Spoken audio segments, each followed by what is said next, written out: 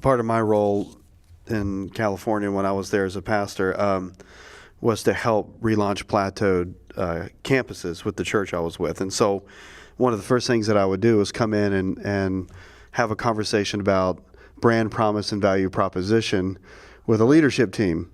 And I think for many of us as believers, and it's not that they're not business people in the congregation, they're there, right? It's not they're not intelligent, they're there. But I think when we start wrapping gospel-centric messages in skin that is, gosh, I don't want to use secular, but maybe that's the only right word, secular terminology, business terminology, culture terminology, whatever. But when we start wrapping gospel-centric themes, practices, principles in this idea of brand promises and value propositions, it can make people a little bit squirrely. So I think part of our work, especially being on a college campus, is being able to empower students to embrace all of God's truth, because all truth is God's truth. And I think an awareness of our culture and awareness of where we're going in the local church is critical to this conversation that you're having, is that we have a brand problem, right? And brand is not logo. Right. Brand is not, look or feel. Brand is value. Brand is that DNA that you're talking about. And so I think one of the hard work things that we have to do is teach people how to actually do that internal, investigative, intentional work of building those value propositions and those brand promises. So all that to say this, or ask this question: in your journey from marketing into pastoral ministry, what things overlapped for you where you said, hey, this makes sense to me both from a pragmatic perspective and from a gospel perspective?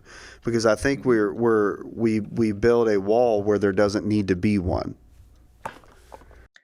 Well, let me tell you one of the things I think that's true in both worlds, and that is the work culture.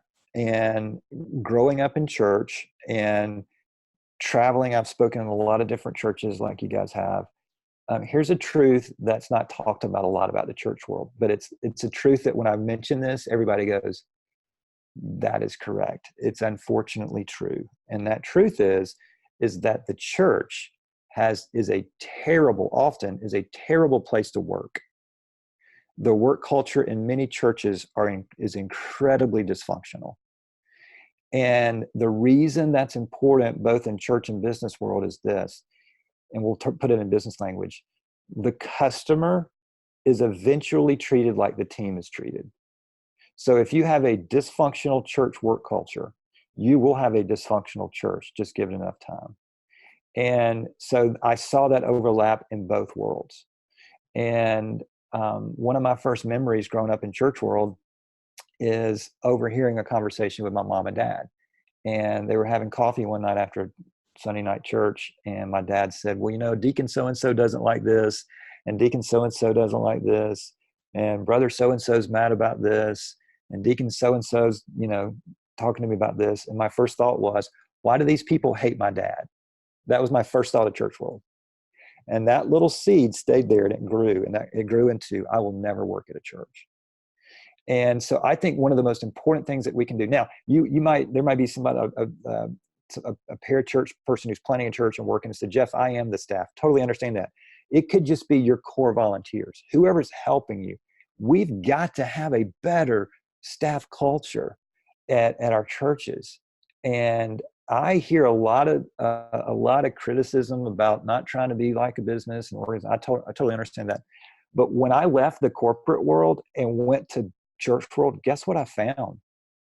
People. And people had the same issues on both sides. They're struggling with some of the same things, whether it's for-profit or nonprofit. And so one of the best things that we can do as leaders is we got to create a great work culture. What is in the church world and is not in the business world per se is the fact that when you step across that line and go into church world, you are pushing against darkness, and darkness will push back. And there is a spiritual weight that I have, that you guys have, that pastors have, that I did not have as a marketing executive.